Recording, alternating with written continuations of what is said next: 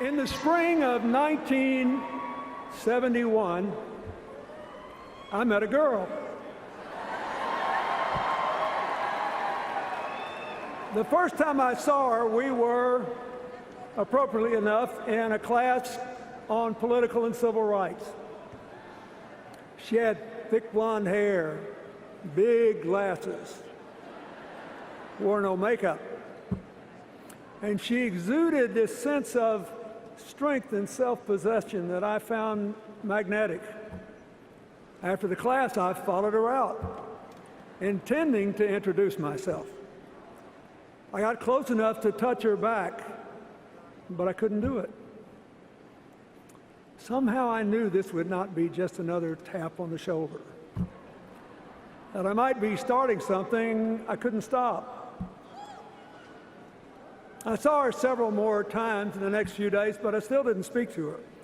Then one night, I was in the law library talking to a classmate who wanted me to join the Yale Law Journal. He said it would guarantee me a job in a big firm or a clerkship with a federal judge.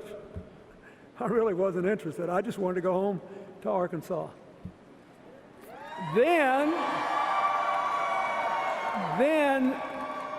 I saw the girl again, standing at the opposite end of that long room. Finally, she was staring back at me. So I watched her. She closed her book, put it down, and started walking toward me. She walked the whole length of the library, came up to me and said, "Look, if you're going to keep staring at me,"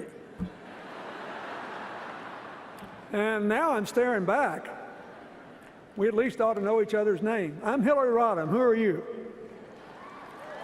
I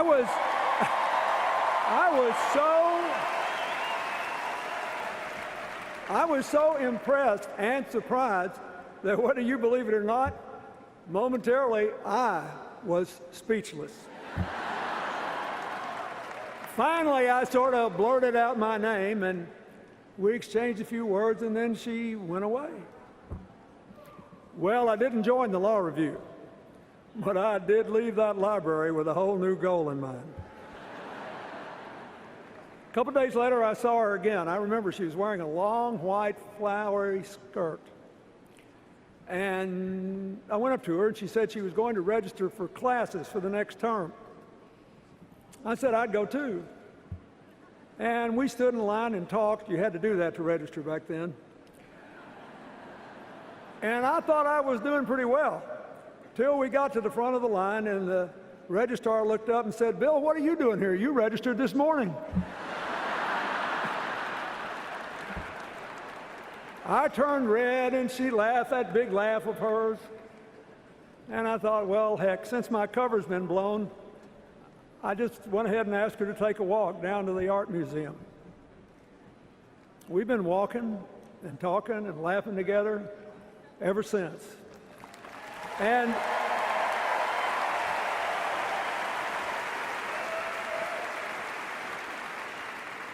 we've done it in good times and bad, through joy and heartbreak. We cried together this morning on the news that our good friend, and a lot of your good friend, Mark Weiner, passed away early this morning. We built up a lifetime of memories. After the first month and that first walk, I actually drove her home to Park Ridge, Illinois, to meet her family and see the town where she grew up, a perfect example of post-World War II middle-class America. Street after street of nice houses, great schools, good parks, a big public swimming pool, and almost all white. I really liked her family. Her crusty conservative father, her rambunctious brothers, all extolling the virtues of rooting for the Bears and the Cubs. And for the people from Illinois here, they even told me what waiting for next year meant. Could be next year, guys. Now, her mother was different. She was more liberal than the boys. And she had a childhood that made mine look like a piece of cake. She was easy to underestimate with her soft manner, and she reminded me all over again of the truth of that old saying, you should never judge a book by its covers. Knowing her was one of the greatest gifts Hillary ever gave me. I learned that Hillary got her introduction to social justice through her Methodist youth minister, Don Jones. He took her downtown to Chicago to hear Dr. Martin Luther King speak, and he remained her friend for the rest of his life. This will be the only campaign of hers he ever missed. When she got to college, her support for civil rights, her opposition to the Vietnam War, compelled her to change parties and become a Democrat. And then, between college and law school, on a total lark, she went alone to Alaska and spent some time sliming fish. More to the point, by the time I met her, she had already been involved in the law school's legal services project, and she'd been influenced by Marian Wright Edelman. She took a summer internship interviewing workers in migrant camps for Senator Walter Mondale's subcommittee. She'd also begun working in the Yale New Haven Hospital to develop procedures to handle suspected child abuse cases. She got so involved in children's issues that she actually took an extra year in law school, working at the Child Study Center to learn what more could be done to improve the lives and the futures of poor children. So, she was already determined to figure out how to make things better. Hillary opened my eyes to a whole new world of public service by private citizens.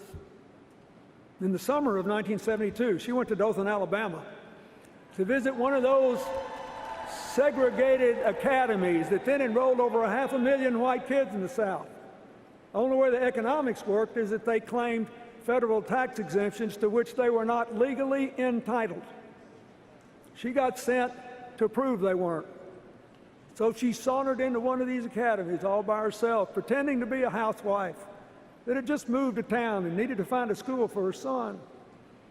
And they exchanged pleasantries, and finally she said, look, let's just get to the bottom line here. If I enroll my son in this school, will he be in a segregated school, yes or no? And the guy said, absolutely. She had him. I've seen it 1,000 times since. And she went back, and her encounter was part of a report that gave Marian Wright Edelman the ammunition she needed to keep working to force the Nixon administration to take those tax exemptions away and give our kids access to an equal education.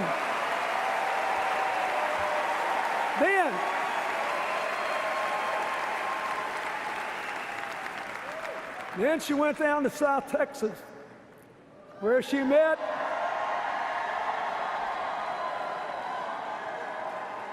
one of the nicest fellows I ever met, the wonderful union leader Franklin Garcia, and he helped her register Mexican-American voters. I think some of them are still around to vote for her in 2016. And then, in our last year in law school, Hillary kept up this work. She went to South Carolina to see why so many young African-American boys, I mean young teenagers, were being jailed for years with adults in men's prisons. And she filed a report on that, which led to some changes too. Always making things better. Now, meanwhile, let's get back to business. I was trying to convince her to marry me. I first proposed to her on a trip to Great Britain, the first time she'd ever been overseas, and we were on the shoreline of this wonderful little lake, Lake Innerdale. I asked her to marry me, and she said, I can't do it. So in 1974, I went home to teach in the law school, and Hillary moved to Massachusetts to keep working on children's issues. This time, trying to figure out why so many kids counted in the census weren't enrolled in school. She found one of them sitting alone on her porch in a wheelchair. Once more, she filed a report about these kids, and that helped influence ultimately the Congress to adopt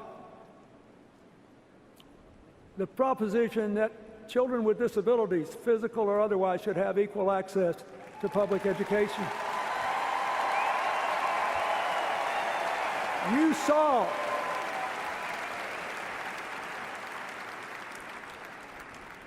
You saw the results of that last night when Anastasia Somoza talked.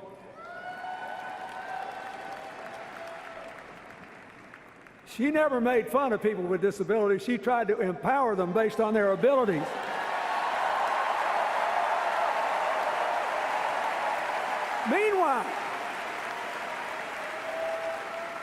Meanwhile, I was still trying to get her to marry me. So the second time I asked, I tried a different tack. I said, I really want you to marry me, but you shouldn't do it. She smiled and looked at me like, what is this boy up to? She said, that is not a very good sales pitch. I said, I know, but it's true. And I meant it. It was true. I said, I know most of the young Democrats our age who want to go into politics. They mean well and they speak well, but none of them is as good as you are at actually doing things to make positive changes in people's lives. So I suggested she go home to Illinois or move to New York and look for a chance to run for office. She just laughed and said, are you out of your mind? Nobody would ever vote for me. So I finally got her to come visit me in Arkansas. And when she did, the people at the law school were so impressed, they offered her a teaching position. And she decided to take a huge chance. She moved to a strange place, more rural, more culturally conservative than any place she'd ever been, where she knew good and well people would wonder what in the world she was like and whether they could or should accept her. Didn't take them long to find out what she was like. She loved her teaching, and she got frustrated when one of her students said, well, what do you expect? I'm just from Arkansas. She said, don't tell me that. You're as smart as anybody. You just got to believe in yourself and work for it and set high goals. She believed that anybody could make it. She also started the first legal aid clinic in Northwest Arkansas, providing legal aid services to poor people who couldn't pay for them. One day, I was driving her to the airport to fly back to Chicago when we passed this little brick house that had a for sale sign on it. And she said, boy, that's a pretty house. It had 1,100 square feet, an attic fan and no air conditioner in hot Arkansas, and a screened-in porch. Hillary commented on what a uniquely designed and beautiful house it was. So I took a big chance. I bought the house. My mortgage was $175 a month. When she came back, I picked her up and I said, you remember that house you liked? She said, yeah. I said, while you were gone, I bought it. You have to marry me now. The third time was the charm. We were married. We were married in that little house on October the 11th, 1975. I married my best friend. I was still in awe after more than 4 years of being around her at how smart and strong and loving and caring she was. And I really hoped that her choosing me and rejecting my advice to pursue her own career was a decision she would never regret. A little over a year later, we moved to Little Rock when I became Attorney General, and she joined the oldest law firm west of the Mississippi. Soon after, she started a group called the Arkansas Advocates for Families and Children. It's a group, as you can hear, is still active today. In 1979,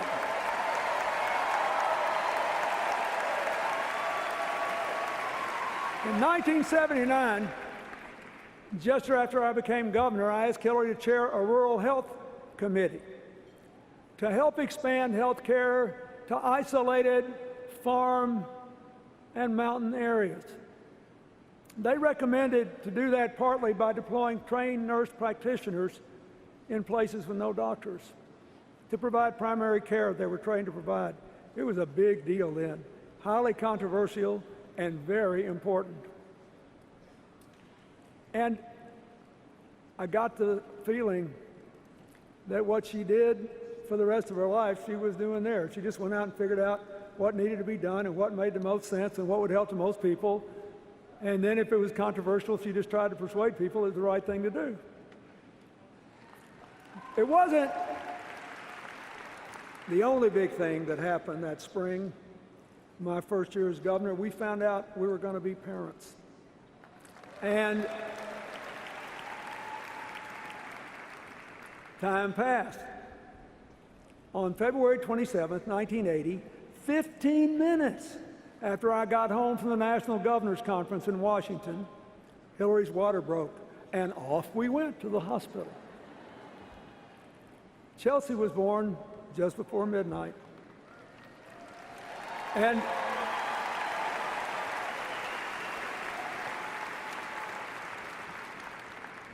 it was the greatest moment of my life.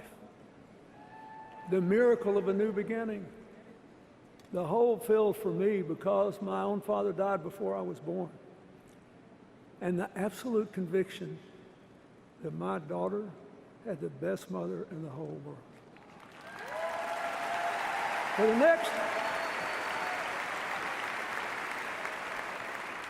the next 17 years, through nursery school, Montessori, kindergarten, through t-ball, softball, soccer, volleyball, and her passion for ballet, through sleepovers, summer camps, family vacations, and Chelsea's own very ambitious excursions, from Halloween parties in the neighborhood to a Viennese waltz gala in the White House.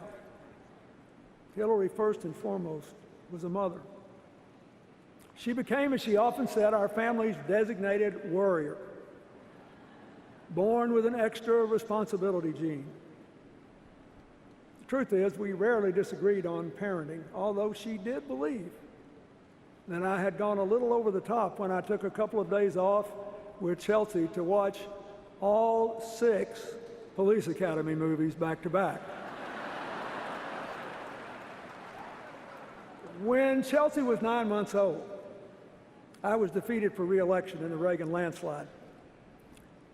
And I became overnight, I think, the youngest former governor in the history of the country. We only had 2-year terms back then.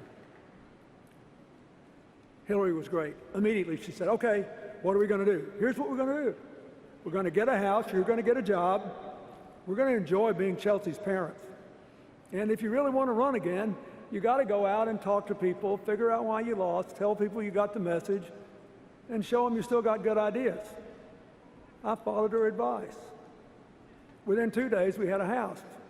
I soon had a job. We had 2 fabulous years with Chelsea, and in 1982, I became the first governor in the history of our state to be elected, defeated, and elected again. I think my experience is it's a pretty good thing to follow her advice. The rest of the decade sort of flew by as our lives settled into a rhythm of family and work and friends. In 1983, Hillary chaired a committee to recommend new education standards for us as a part of, or in the response to a court order to equalize school funding, and a report by a national expert that said our woefully underfunded schools were the worst in America. Typical Hillary, she held listening tours in all 75 counties with our committee. She came up with really ambitious recommendations. For example, that we be the first school in America, first state in America to require elementary counselors in every school because so many kids were having trouble at home and they needed it. So I called the legislature into session hoping to pass the standards, pass the pay raise for teachers, and raise the sales tax to pay for it all. I knew it would be hard to pass, but it got easier after Hillary testified before the Education Committee, and the chairman, a plain-spoken farmer, said, "Looks to me like we elected the wrong Clinton." Well, by the time I ran for president 9 years later, the same expert who said that we had the worst schools in America said that our state was one of the 2 most improved states in America. And that's because of those standards that Hillary developed. Now, 2 years later, Hillary told me about a preschool program developed in Israel called HIPPY, Home Instruction Program for Preschool Youngsters. The idea was to teach low-income parents, even those that couldn't read, to be their children's first teachers. She said she thought it would work in Arkansas. I said, "That's great. What are we going to do about it?" She said, "Oh, I already did. I called the woman who started the program in Israel. She'll be here in about 10 days and help us get started." Next thing you know, I'm being dragged around to all these little preschool graduations. Keep in mind, this was before any state even had universal kindergarten. And I'm being dragged to preschool graduations, watching these poor parents with tears in their eyes because they never thought they'd be able to help their kids learn. Now, 20 years of research has shown how well this program works to improve readiness for school and academic achievement. There are a lot of young adults in America who have no idea Hillary had anything to do with it, who are enjoying better lives because they were in that program. She did all this while being a full-time worker, a mother, and enjoying our life. Why? Well, she's insatiably curious, she's a natural leader, she's a good organizer, and she's the best darn change maker I ever met in my entire life. So, look, this is a really important point. This is a really important point for you to take out of this convention. If you believe in making change from the bottom up, if you believe the measure of change is how many people's lives are better, you know it's hard and some people think it's boring. Speeches like this are fun. Actually doing the work is hard. So people say, well, we need to change. She's been around a long time. She sure has. And she's sure been worth every single year she's put into making people's lives better. I can tell you this.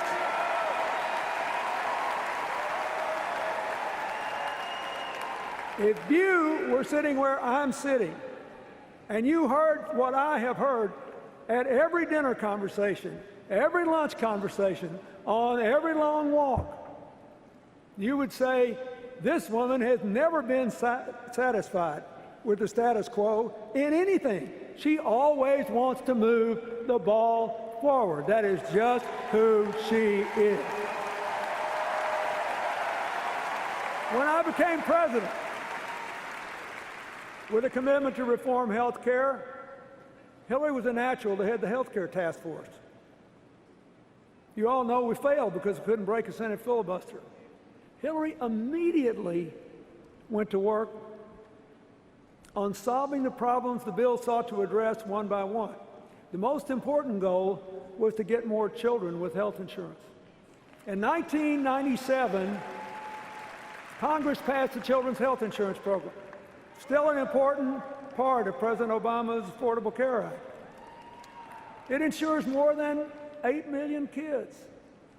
There are a lot of other things in that bill that she got done, piece by piece, pushing that rock up the hill. In 1997, she also teamed with the House Minority Leader, Tom DeLay, who maybe disliked me more than any of Newt Gingrich's crowd. They worked on a bill together to increase adoptions of children out of foster care. She wanted to do it because she knew that Tom DeLay, for all of our differences, was an adopted parent, and she honored him for doing that. Now, the bill they worked on, which passed with an overwhelming bipartisan majority, led to a big increase in the adoption of children out of foster care, including non-infant kids and special needs kids. It made life better because she's a change maker. That's what she does. Now, when you're doing all this, real life doesn't stop. 1997 was the year Chelsea finished high school and went to college. We were happy for her, but sad for us to see her go. I'll never forget moving her into her dorm room at Stanford. It would have been a great little reality flick. There I was in a trance, just staring out the window, trying not to cry. And there was Hillary on her hands and knees, desperately looking for one more drawer to put that liner paper in. Finally, Chelsea took charge and told us ever so gently that it was time for us to go. So we closed a big chapter in the most important work of our lives. As you'll see Thursday night when Chelsea speaks, Hillary's done a pretty fine job of being a mother. And as you saw last night, beyond a shadow of a doubt, so has Michelle Obama. Now, fast forward. In 1999, Congressman Charlie Rangel and other New York Democrats urged Hillary to run for the seat of retiring Senator Pat Moynihan. We'd always intended to go to New York after I left office and commute to Arkansas, but this had never occurred to either one of us. Hillary had never run for office before, but she decided to give it a try.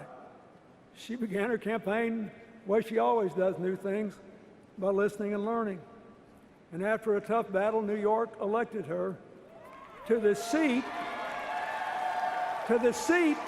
once held by another outsider, Robert Kennedy. And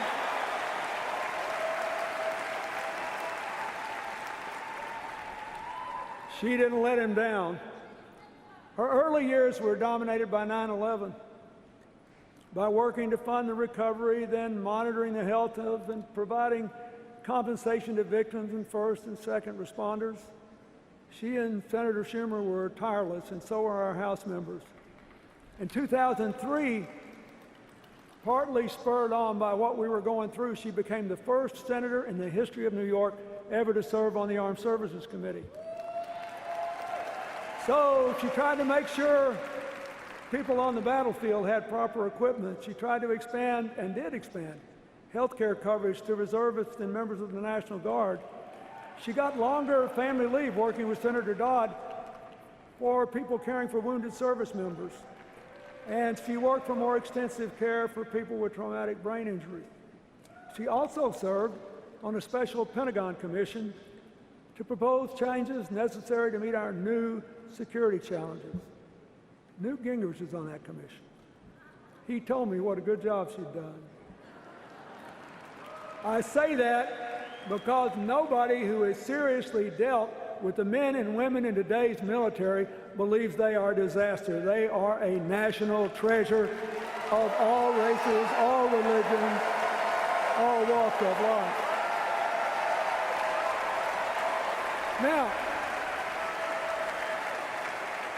meanwhile, she compiled a really solid record totally progressive on economic and social issues.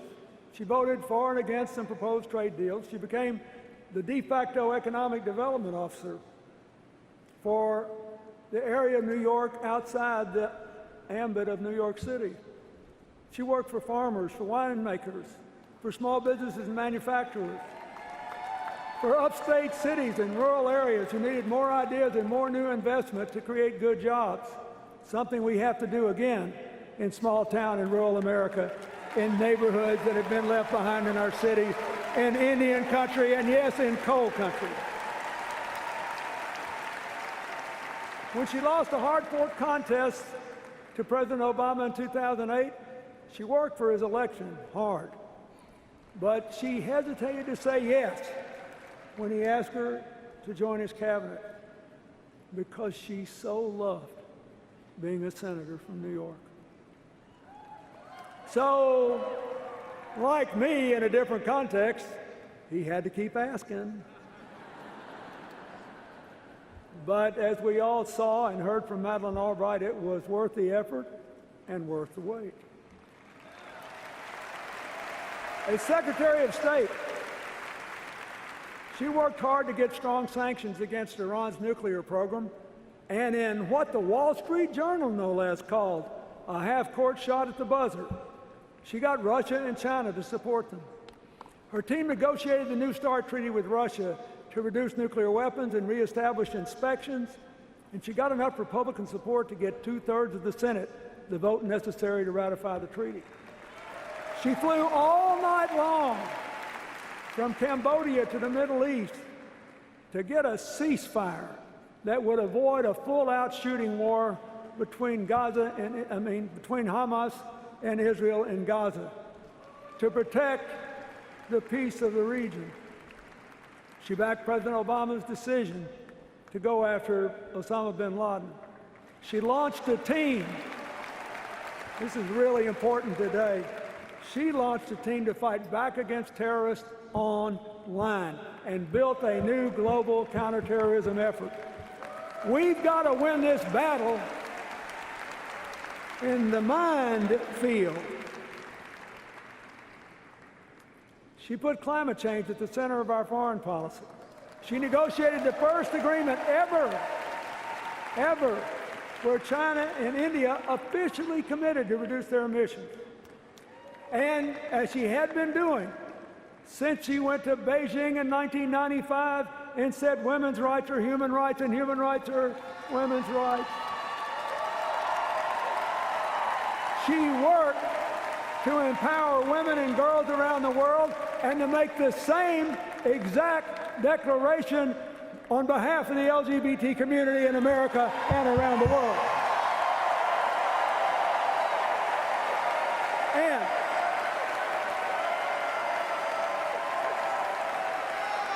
And nobody ever talks about this much. Nobody ever talks about this much, but it's important to me. She tripled the number of people with AIDS in 4 countries whose lives are being saved with your tax dollars, most of them in Africa, going from 1.7 million lives to 5.1 million lives, and it didn't cost you any more money. She just bought available, FDA-approved generic drugs, something we need to do for the American people more. Now, you don't know any of these people. You don't know any of those 3.4 million people, but I'll guarantee you they know you. They know you because they see you as thinking their lives matter. They know you. And that's one reason the approval of the United States was 20 points higher when she left the Secretary of State's office than when she took it. Now, how does this square? How does this square with the things that you heard at the Republican convention? What's the difference in what I told you and what they said? How do you square it? You can't. One is real, the other is made up.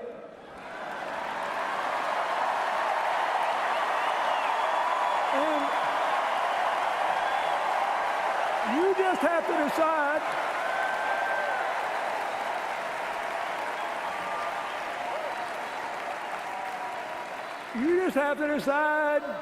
Which is which, my fellow Americans? The real one had done more positive change making before she was 30 than many public officials do in a lifetime in office. The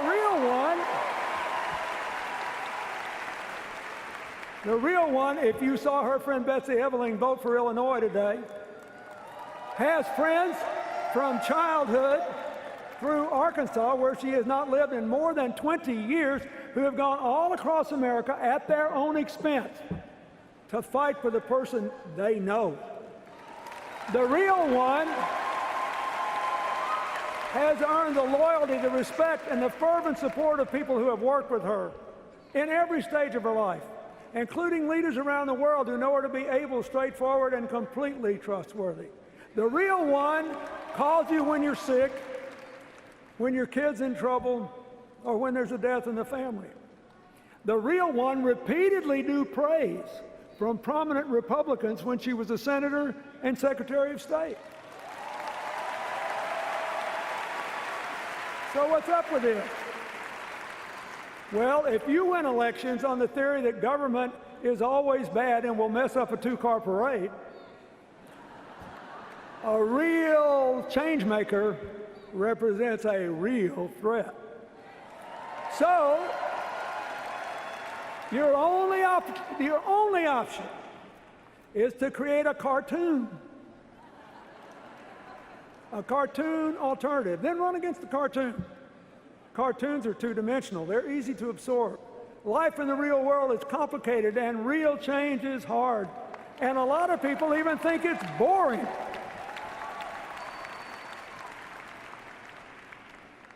Good for you, because earlier today, you nominated the real one.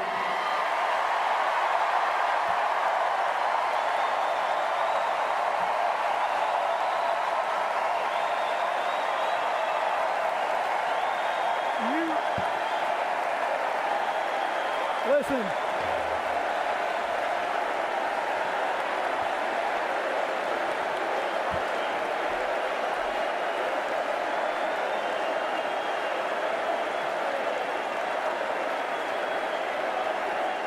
We got to get back on schedule. You guys calm down. Look, I have lived a long, full, blessed life. It really took off when I met and fell in love with that girl in the spring of 1971. When I was president, I worked hard to give you more peace and shared prosperity, to give you an America where nobody is invisible or counted out. But for this time, Hillary is uniquely qualified to seize the opportunities and reduce the risk we face. And she is still the best darn change maker I have ever known.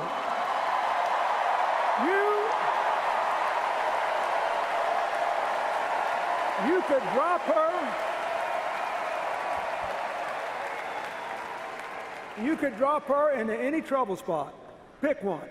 Come back in a month, and somehow, some way, she will have made it better. That is just who she is.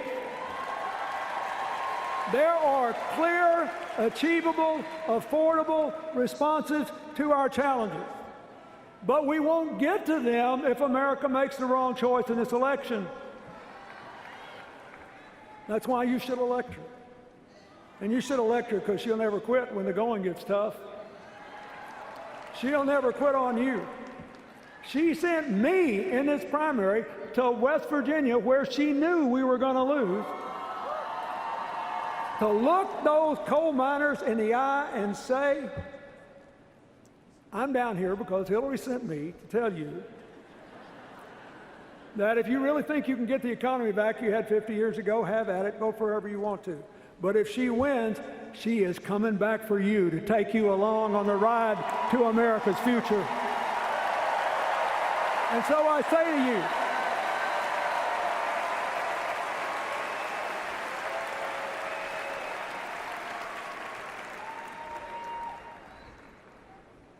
If you love this country, you're working hard, you're paying taxes, and you're obeying the law, and you'd like to become a citizen, you should choose immigration reform over somebody that wants to send you back.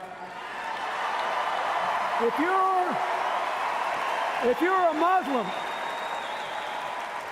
a Muslim and you love America and freedom and you hate terror, stay here and help us win and make the future together. We want you.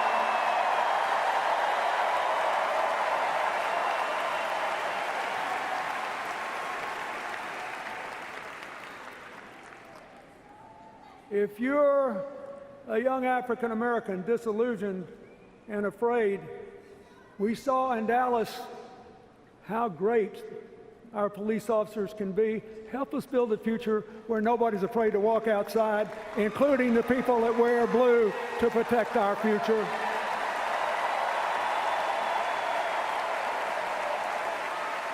Hillary will make us stronger together. You know it because she spent a lifetime doing it. I hope you'll do it. I hope you'll elect her. Those of us who have more yesterdays than tomorrows tend to care more about our children and grandchildren. The reason you should elect her is that in the greatest country on earth, we have always been about tomorrow. Your children and grandchildren will bless you forever if you do. God bless you. Thank you.